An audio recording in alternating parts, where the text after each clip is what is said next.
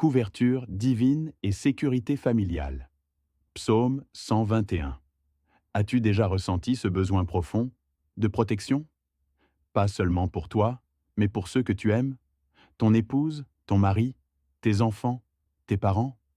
Il y a des nuits où tu ne dors pas. Tu penses à ton foyer. Tu penses à l'avenir de ta famille. Tu te demandes, qui veillera sur nous? Qui nous gardera du mal? Mais écoute-moi bien. Le psaume 121 n'est pas un simple chant poétique. C'est une déclaration de couverture divine, un bouclier spirituel que Dieu dresse au-dessus de ceux qui lui appartiennent. Je lève mes yeux vers les montagnes. D'où me viendra le secours?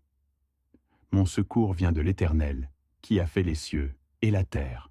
Psaume 121, 1 à 2. Ce passage nous rappelle que notre sécurité, personnelle, spirituelle et familiale, ne vient pas des alarmes, ni des caméras, ni des assurances. Elle vient de la main invisible mais réelle de Dieu.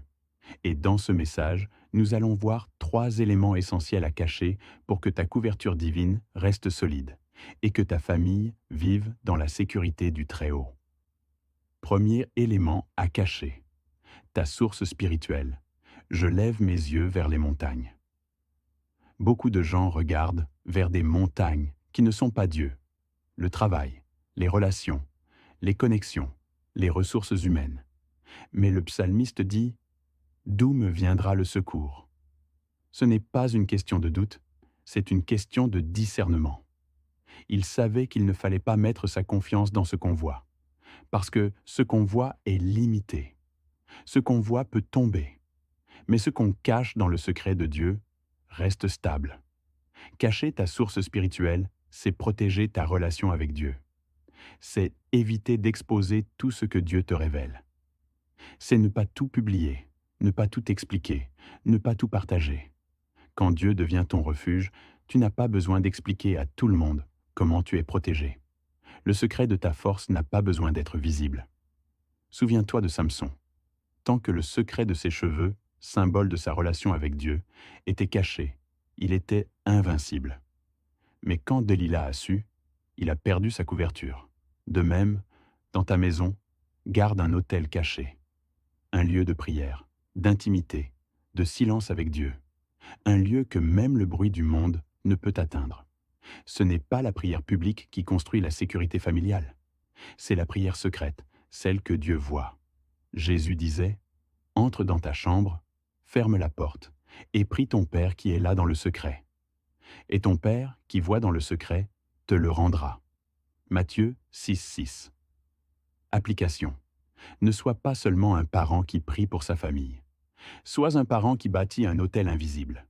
C'est là que naît la vraie couverture divine. Deuxième élément à cacher, les vulnérabilités de ta famille. Il ne permettra point que ton pied chancelle. Psaume 121, 3. Écoute bien. Le diable ne frappe pas au hasard. Il attaque toujours là où il voit une faille.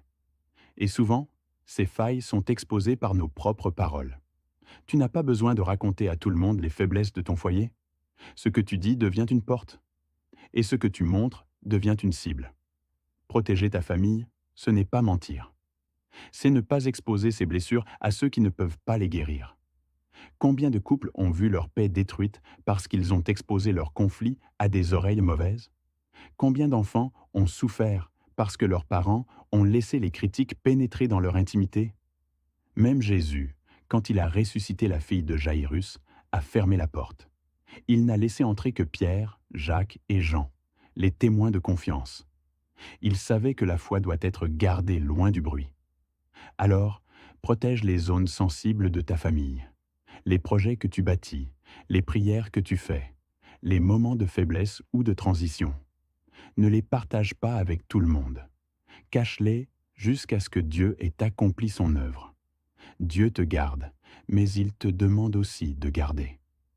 Ne sois pas un livre ouvert pour ceux qui veulent lire tes douleurs. Sois un sanctuaire où Dieu seul entre. Témoignage 1. La famille Mukendi. Il y a quelques années, la famille Mukendi vivait des attaques étranges, des disputes soudaines, des maladies sans cause, des pertes financières inexplicables. Tout semblait se dérégler malgré leurs prières. Un jour, en méditant le psaume 121, le père a eu une révélation. Dieu lui montra qu'il parlait trop de ses problèmes de foyer à des gens qui, en réalité, n'avaient ni discernement ni amour. Leur intimité était exposée. Leur douleur était devenue une conversation publique. Alors il prit une décision. Fermer sa bouche, ouvrir son autel. Ils commencèrent à prier en secret, sans se plaindre, sans raconter. Et peu à peu, les tensions ont disparu. Les finances ont repris. Et surtout, une paix surnaturelle est revenue dans la maison. Aujourd'hui, ils témoignent. Nous avons compris que la couverture divine commence quand on ferme certaines portes humaines. Quand Dieu devient notre seul confident, le ciel devient notre bouclier. Dans la deuxième partie, nous verrons le troisième élément à cacher et comment le psaume 121 révèle le secret d'une couverture durable sur ta famille. Une sécurité que même les tempêtes ne peuvent briser. Mais avant cela, rappelle-toi, ce que tu caches pour Dieu, Dieu le protège pour toi. Ce que tu confies aux hommes, Dieu te laisse le défendre seul. Tes combats spirituels, l'Éternel te gardera de tout mal, il gardera ton âme. Psaume 121, 7. Écoute ceci attentivement. Beaucoup perdent leur victoire parce qu'ils parlent trop vite de leur combat. Ils annoncent leur bataille, leur jeûne, leur prière, et sans le savoir, ils exposent leur champ de guerre à l'ennemi. Mais l'Esprit de Dieu te dit aujourd'hui, ce qui se passe entre toi et moi dans le secret doit rester entre toi et moi.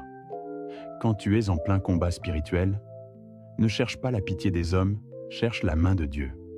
Tu n'as pas besoin que tout le monde sache que tu jeûnes. Tu n'as pas besoin que tout le monde sache ce que tu traverses. Parce que ta victoire ne vient pas de leur compassion, mais de ton obéissance. Souviens-toi de Jésus au désert. Il a jeûné 40 jours, seul. Aucune caméra, aucun témoin, aucune publication. Mais c'est dans ce silence que sa force s'est manifestée. Le psaume 91 le dit aussi. Celui qui demeure sous l'abri du Très-Haut repose à l'ombre du Tout-Puissant. Le mot-clé ici, c'est demeurer. Pas annoncer, pas montrer, mais demeurer. Quand tu es dans la présence de Dieu, le secret devient ton armure. Et Dieu combat pour toi pendant que tu gardes le silence. Témoignage 2. La prière de Maman Thérèse. Maman. Thérèse vivait dans un quartier difficile. Son fils aîné s'était égaré dans la drogue et les mauvaises fréquentations. Elle priait chaque nuit pour lui, souvent en pleurant. Mais elle ne disait rien à personne, pas même à ses voisines, pas même à ses amis d'église. Elle disait seulement « Dieu sait ». Et ce que Dieu sait, il sait le transformer. Pendant plusieurs mois, elle a combattu seule dans la prière. Elle déposait chaque jour le nom de son fils devant Dieu. Un jour, sans explication humaine, ce fils est revenu à la maison, brisé, repentant, transformé. Quand les gens lui ont demandé « Comment as-tu fait ? Quelle église t'a aidé ?» Elle a simplement répondu « J'ai gardé mon combat dans le secret, et Dieu m'a donné la victoire au grand jour. » C'est cela, la couverture divine. Quand tu caches ton combat, Dieu le rend public en témoignage. Le psaume 121, une armure pour la famille. Le psaume 121 est l'un des psaumes les plus puissants en matière de protection spirituelle et familiale. C'est une déclaration de sécurité, une prière d'alliance entre le croyant et son Dieu. Regarde les promesses qu'il contient. Il ne sommeille ni ne dort, celui qui garde Israël. Volume 4. L'Éternel est ton gardien, ton ombre à ta main droite. Volume 5. L'Éternel gardera ton départ et ton arrivée, dès maintenant et à jamais. Volume 8. Ces paroles ne sont pas symboliques, elles sont juridiques dans le monde spirituel. Elles proclament un droit divin de protection sur ceux qui marchent dans la lumière. Ta maison peut être entourée de murs, mais sans la présence de Dieu, elle reste vulnérable. Mais une maison humble, où Dieu règne, devient une forteresse. Car la véritable sécurité n'est pas matérielle, elle est spirituelle. Témoignage 3. La maison sauvée du feu. Il y a quelques années, une famille chrétienne à Kinshasa racontait ce témoignage incroyable. Une nuit, un incendie s'est déclaré dans leur quartier. Les flammes se propageaient rapidement d'une maison à l'autre. Toutes les habitations voisines ont brûlé, sauf la leur. Pourquoi? Parce que, avant de dormir, chaque soir, ils proclamaient le psaume 121 sur leur foyer. Ils disaient ensemble: L'Éternel gardera notre départ et notre arrivée, dès maintenant et à jamais. Quand les pompiers sont arrivés, tout autour d'eux était calciné, mais leur maison était intacte. Même les rideaux n'avaient pas noirci. Et le père a dit en pleurant: Ce n'est pas la chance, c'est la couverture divine, la leçon spirituelle. La couverture divine n'est pas un hasard. C'est le résultat d'une relation, d'une fidélité et d'un secret spirituel bien gardé. Garde ton autel caché, ta source spirituelle. Protège ton foyer des curieux, les vulnérabilités familiales. Garde le silence dans tes combats, les luttes spirituelles. C'est ainsi que le psaume 121 devient vivant dans ta maison. La leçon spirituelle.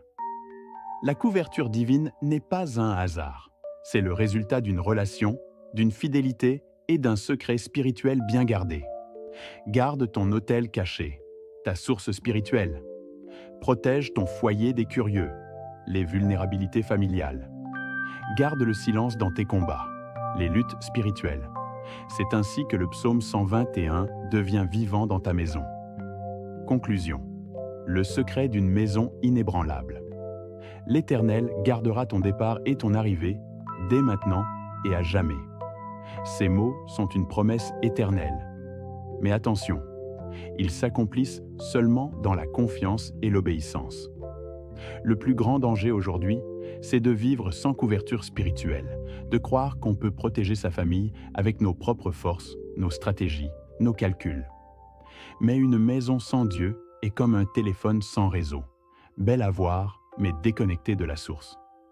Conseil de sagesse. Ce que tu veux garder, remets-le à Dieu. Ce que tu veux perdre, expose-le aux hommes. Apprends à protéger le silence de ton autel, à couvrir les failles de ta maison et à garder les secrets de tes batailles dans la main du Père. Parce que quand tu caches ce que Dieu t'a confié, le ciel devient ton parapluie invisible. Et même quand les tempêtes soufflent, ta maison reste debout, parce qu'elle repose sous la couverture du Très-Haut. Motte de fin. Appel à la foi et à la prière. Si ce message t'a parlé, prends un moment pour prier avec moi. Seigneur, sois ma couverture. Couvre ma maison, mes enfants, ma famille. Ne permets pas que nos pieds chancellent. Garde notre départ et notre arrivée. Et que ta main demeure sur nous, dès maintenant et à jamais. Au nom de Jésus, Amen. Pause musicale douce. Conclusion visuelle sur Psaume 121, le bouclier invisible de la famille. Souviens-toi, la vraie sécurité ne se voit pas, elle se ressent. Et quand Dieu te couvre, aucun mal ne peut te découvrir. Je vous conseille de suivre cette vidéo pendant 1 à 7 mois chaque nuit avant de dormir. Ça va changer votre vie et la délivrance sera votre partage de chaque jour. Laissez vos commentaires, likez et partagez le vidéo. Si vous n'êtes pas encore abonné sur notre chaîne, abonnez-vous s'il vous plaît. Et n'oubliez pas d'activer la cloche des notifications. Restez branchés sur votre chaîne chaque jour. Le matin et soir, pour les nouveaux vidéos, c'était votre humble serviteur, prisonnier de Jésus-Christ, l'évangéliste John Israel.